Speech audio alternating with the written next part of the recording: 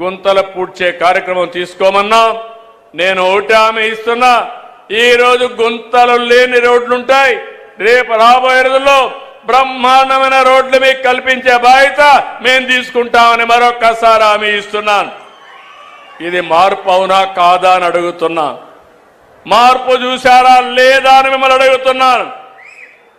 ఢిల్లీలో కాంగ్రెస్ పార్టీ చేసే పనులు మీరు చూశారు. ఇక్కడ ఒక పార్టీ ఉంది, నేను ఎప్పుడూ చూడలేదు.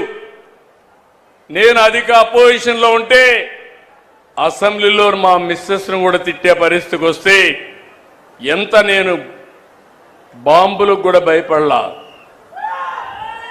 క్లేమోర్ మైన్స్ కూడా భయపడలేదు.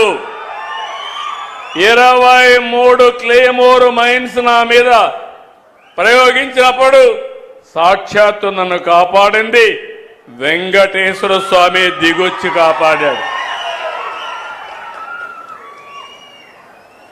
అలాంటి నేను ఎప్పుడు కూడా వెంకటేశ్వర స్వామి మా ఇంటి దైవం. నేను ఎప్పుడు మా ఇంటి నుంచి చూస్తే వెంకటేశ్వర స్వామి నామాలు కనపడస్తాయి మంగాపురం ఆ సైడ్ నుంచి. అలాంటి వెంకటేశ్వర స్వామికి అపచారం చేసే పరిస్థితి మధ్యలో మీరు చూస్తున్నారు. అధికారంలో ఉంటే బూతులు తిడతారు, అపోజిషన్లో ఉంటే కూడా బూతులు తిడతారు.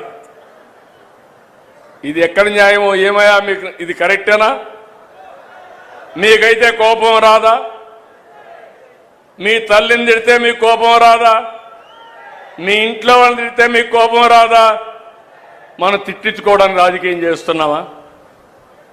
బాధ, ఆవేదన, లెక్కలేనితనం, ఆంబూతులు మారిగా తయారైపోయారు. ఒకసారి రెచ్చగొట్టే ప్రయత్నాలు చేస్తున్నారు.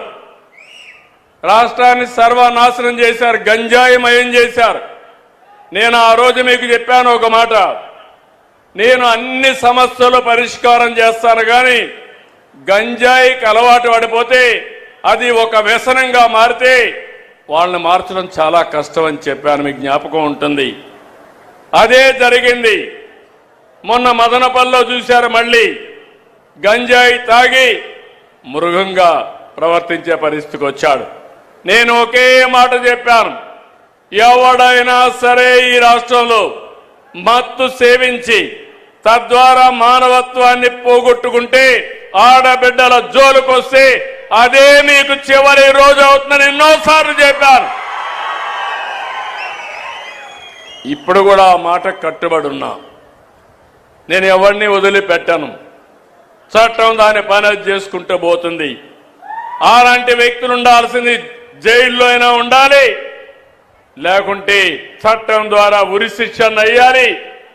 ఆ భయంతో ఎవరైతే ఈ తప్పులు చేశారో వాళ్లే అఘాయిత్యం చేసుకునే పరిస్థితి వస్తారు తప్ప ఎవరిని వదిలిపెట్టే పరిస్థితి ఉండదని మరొకసారి మీకు హామీ ఇస్తున్నా. నాకు ఒక వారసత్వంగా వచ్చింది మీరు చెప్పాలి, ప్రజలు ఆలోచించాలి. తిరుమల తిరుపతి దేవస్థానంలో ఒకప్పుడు మీరు తిరుపతికి పోయారు, 1924 పోయారా లేదా?